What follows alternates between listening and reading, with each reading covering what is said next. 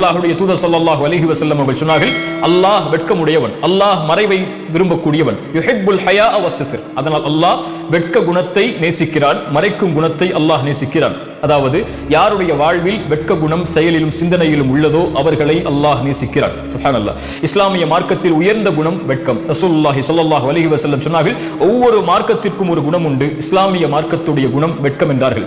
அல்லாஹ்வுடைய தூதர் சொன்னார்கள், ஈமான் 70க்கும் மேற்பட்ட கிளைகளை கொண்டது, அதில் முதலாவது லா இலாஹ இல்லல்லாஹ், கடைசியானது பாதையில் இடையூறு தரக்கூடிய பொருட்களை அகற்றுதல் என்று கூறிவிட்டு அத்துணை விஷயங்களையும் ஆக்கிரமிக்கக்கூடிய ஈமானுடைய ஒரு கிளையை பிரித்து சொன்னார்கள், அல் ஹயாஉ ஷுஅபத்தும் மினல் ஈமான், ஈமானுடைய கிளைகளில் ஒன்று வெட்கம் என்றார்கள். அல்லாஹ்வுடைய தூதர் ஸல்லல்லாஹு அலைஹி வஸல்லம் சொன்னார்கள், நுபுவத்துடைய வார்த்தைகளில் ஒன்று, ஒரு மனிதன் எதை வேண்டுமானாலும் செய்து கொள்ளட்டும், வெட்க குணம் இல்லை என்றால்.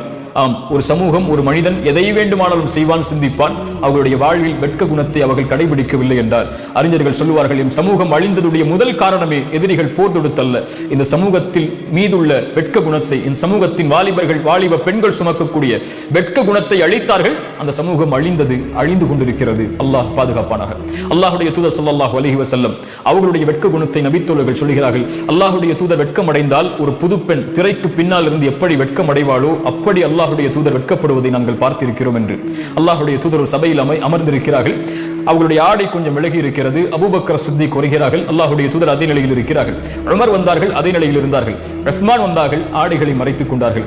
ஆயிஷா ரலியல்லாஹு அன்ஹா அவர்கள் சென்றதற்கு பிறகு கேட்டார்கள், என் கணவரே, அல்லாஹ்வின் தூதரே, அபூபக்கர் வந்தார்கள், ஆடையை நீங்கள் மாற்றவில்லை. உமர் வந்தார்கள், ஆடையின் நிலையை மாற்றவில்லை.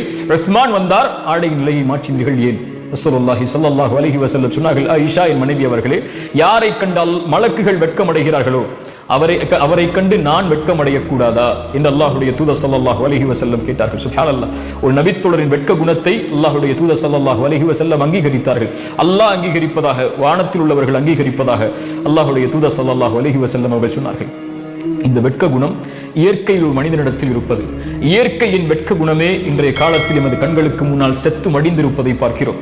ஒரு மனிதன் தனக்கு அனுமதிக்கப்பட்ட பெண்ணை கூட தொடமாட்டான் வெளிப்படையில், மக்களுக்கு மத்தியில். ஆனால் இன்று தனக்கு அனுமதி இல்லாத பெண்ணை வெளிப்படையில் எந்த எல்லையை கடந்து மக்கள் மத்தியில் செயல்பாடுகளை செய்யக்கூடாதோ அந்த செயல்பாடுகளை எல்லாம் வெளிப்படையில் செய்யக்கூடிய சமூகமாக ஈமானை ஏற்று வாழக்கூடிய சமூகமும் மாறிவிட்டது. இன்னா லில்லாஹி வ இன்னா இலைஹி ராஜிஊன்.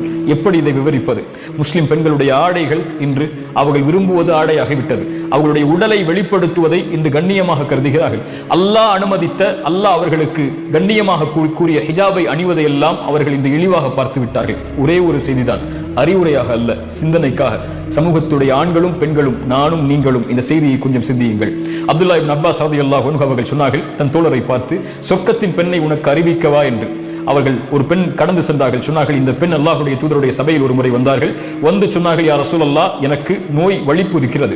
நோய் வலிப்பு ஏற்பட்டால் என் ஆடைகள் விலகிக் கொள்கிறது மக்களுக்கு முன்னால். எனக்காக அல்லாஹ்விடத்திலே துஆ செய்யுங்கள். அல்லாஹ்வுடைய தூதர் சொன்னார்கள், பெண்ணே, இதற்காக அல்லாஹ்விடத்திலே துஆ செய்கிறேன், அல்லாஹ் அந்த நோயை நீக்கி விடுவான். ஆனால் பொறுமையை கடைபிடித்தால் அல்லாஹ் உனக்கு சொர்க்கத்தை கொடுப்பான், தேர்ந்தெடு.